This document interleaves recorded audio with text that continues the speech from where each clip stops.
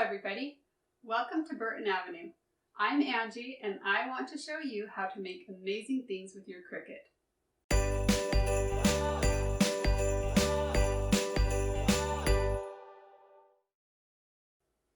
Welcome back to my 25 Days of Craftmas series, where I show you how to make 25 different Christmas projects using your Cricut. And I also share the SVG files I use to make the projects for free, so you can make them too. It's day 20, and today I'm showing you how to make this cute Christmas palette sign. I love the dimension the ornaments give the sign down at the bottom. This is another easy project, and I'm excited to show you how to make it. So let's go take a look at the supply list and get started. For this project, you'll need a palette sign, and mine measured 12 inches by 12 inches. You'll need vinyl for your stencil, Christmas embellishments, a hot glue gun and glue, paint and a brush, Mod Podge, your weeding tool and scraper, transfer tape, and of course your Cricut machine, a cutting mat, and the cut file. So grab your supplies and then head over to your computer. The first thing we need to do is grab the SVG file we'll be using for this project. You can get it for free on my blog at burtonavenue.com. I keep all the SVG files for the projects I make and share in this free SVG library. These files will work with all kinds of cutting machines and they're free to everyone. So once you're on my site, just go over and click on Free SVG Files and then Free SVG Library.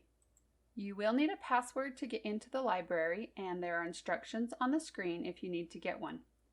Once you're in the library, you can search for the file Joy to the World with Wreath.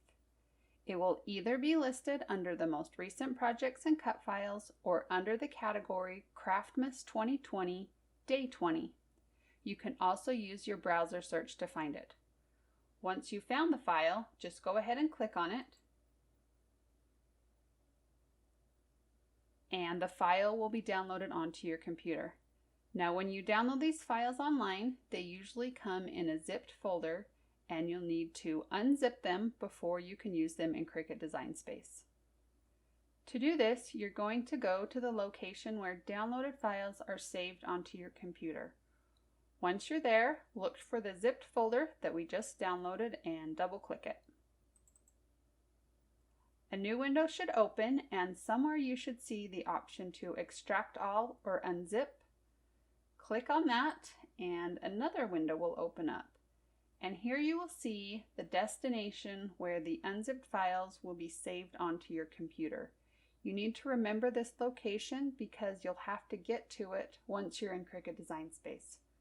So go ahead and click on Extract, and the files will be unzipped and they're now ready to use in Design Space.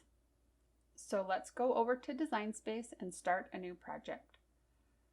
Once you're on the Canvas screen, go ahead and click on this Upload button, and then click Upload Image, and then click on Browse.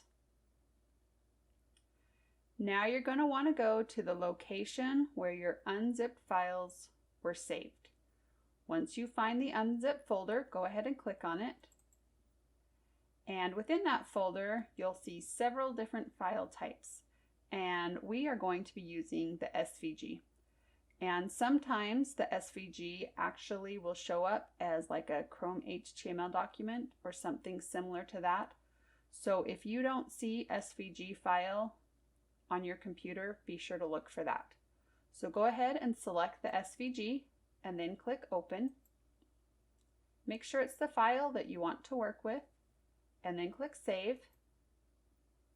Select the file one more time and click Insert Images. And now the design will appear on your Canvas screen. So the first thing we're going to do is resize the design so it will fit nicely on our palette sign. And the palette that I'm using is 12 inches square, so I'm going to resize this design to 10.5 inches wide, and I'll leave the height proportional. Okay, now that the design is sized correctly, we need to turn it into a stencil, and we can do this by drawing a box around it. So we're going to go over and click on Shapes, and then click on Square. And then we are going to change the size of the square to 11.5 inches wide and 11.5 inches tall. And that's just the maximum size we can cut on a regular piece of vinyl. So the next thing I'm going to do is bring the design in front. So select your design and go up to Arrange and then click Center Front. And now we can just see what we're working with here. The next thing we're going to do is center the design inside of the box.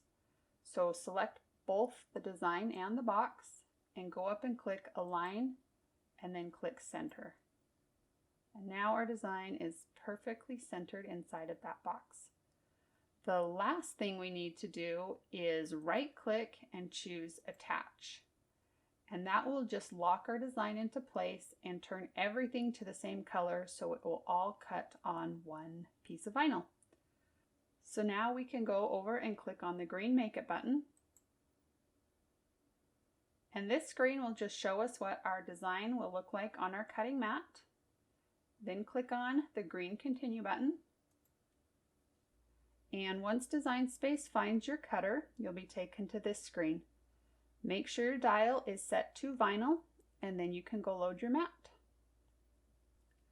So place a piece of vinyl on your cutting mat and smooth it out so there aren't any wrinkles or bubbles, and then load it into your Cricut by pressing the up and down arrow button. Once your machine is ready to cut, you'll see the C button light up.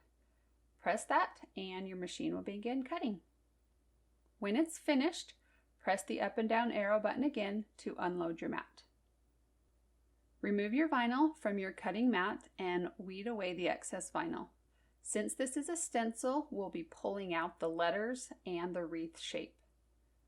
Some of those pieces inside the wreath might want to come up with your vinyl, so just use your fingers or your weeding tool to help hold them down. Once everything is weeded, it's time to apply our transfer tape. So cut a piece a little bit bigger than your design and place it sticky side up on your work surface. Then place your vinyl on top of the transfer tape and smooth everything down. You can use your scraper to rub over the design and then trim off the excess transfer tape. Next, place your vinyl so it's facing down and then pull off the vinyl backing. Place your vinyl on the palette and center it.